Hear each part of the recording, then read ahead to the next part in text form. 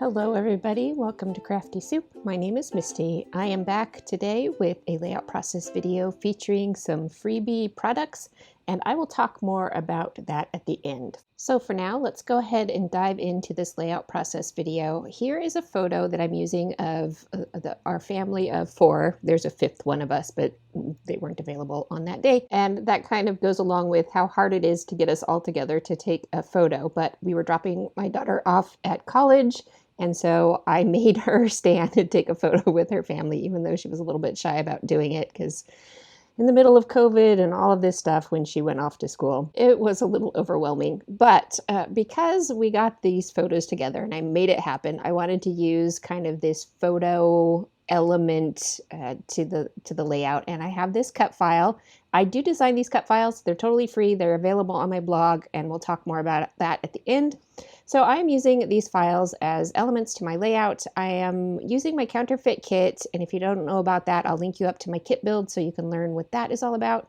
But in this kit, I had just a few sheets of full pattern paper left over, so I pulled out this floral and the biggest chunks of pattern paper that I had left so that I could create layers here.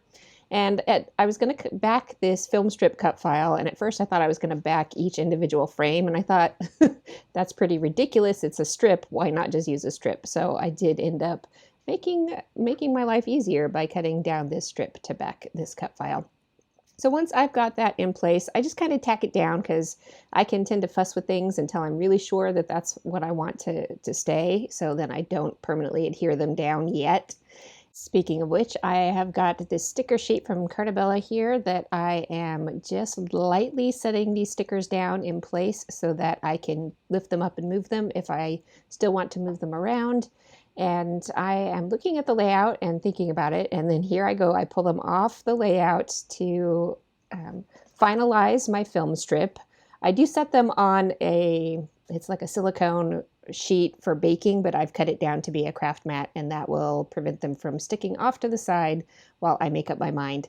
Now here I was going to frame my photo with another element from that cut file that is like a Polaroid frame that says "Say Cheese," but not only did it get mangled in my die cut machine, it also isn't the right proportions for a 4x6 photo, something I should have thought about when I was designing that cut file, but needless to say, here we are.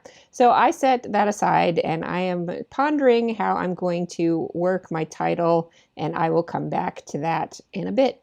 So for now, I've got this layout design feeling a little bit solid with my big photo at the top, and then a bit of an angle to the rest of my layout with the littler photos at the bottom.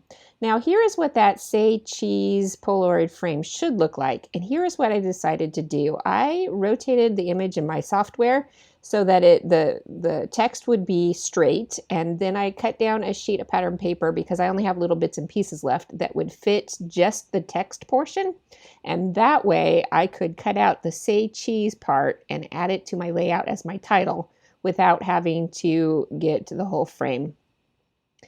And another element in this cut file are these cameras. Now I cut out a few of them, but again, because I was using small scraps, they cut off the edges of my scraps and it didn't work out. So I'm going to make do with what I've got. I'm adding one of the ruined cut files off to the side of a tag that will be part of my journaling. I've got a good whole cut file there that's going on my journaling tag envelope. And then I'm starting to get all of my stickers back in place because I am feeling ready to finish this layout. I did outline quite a few things with a black pen to help them pop more because there weren't a lot of contrasting colors in the pattern papers that I had left. So that black outlining helps with that. And then I remembered when I was pulling products for this layout, I wanted to use this tag that says, "I want to see the world," and I'm going to modify it with some letters in my kit that says, "I want you to see the world." Since we are dropping my daughter off at college, that was some of the feeling that I had about sending her off into the world.